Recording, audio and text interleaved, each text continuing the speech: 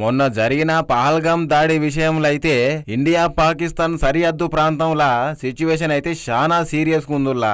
మోడీ సర్కారు ఈ దాని మీద అయితే మస్తు సీరియస్ యాక్షన్ అయితే తీసుకుంటుంది.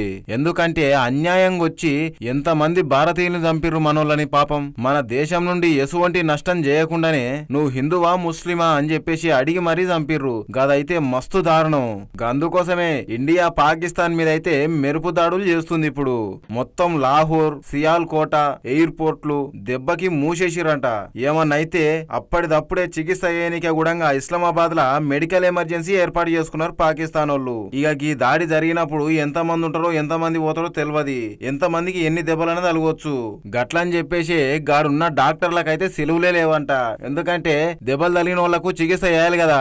అంతేకాదు పాక్ పంజాబ్ లా బళ్ళు కాలేజీలు మొత్తం కూడా బంద్ చేసిరంట దెబ్బకు భయపడి. 1971 తర్వాత అయితే గిదే మొదటిసారంట భారత్ పాకిస్తాన్ మీద దాడి చేసుడు. ధర్మశాల, లే, జమ్మూ, శ్రీనగర్, అమృత్సర్ మొత్తంకి మెయిన్ ఏరియాలలో అయితే విమానం రాకపోకలు మొత్తానికి బంద్ చేసిరంట. 9 నగరాలలో అయితే వచ్చుడు పోవడే లేదంట. ఎయిర్ ఇండియా కంపెనీ కూడా ఇలా 12 గంటల వరకు మొత్తం బంద్ చేసింది రాకపోకలు. మరి ఎవ్వరూ లేనిది చూసి ఎన్నుపోటు ఒడుస్తారు గీళ్ళు. గా పాకిస్తాన్ లకు గిప్పుడు తెలుస్తుంది ఇండియా పవర్ ఏందనేది. మోడీ సారు మంచిగా కరెక్ట్ నిర్ణయం తీసుకున్నాడు. గాళ్లకు తగిన గుణపాఠం చెప్పాలనే బట్టే గీ ముచ్చటెరికైన పబ్లిక్.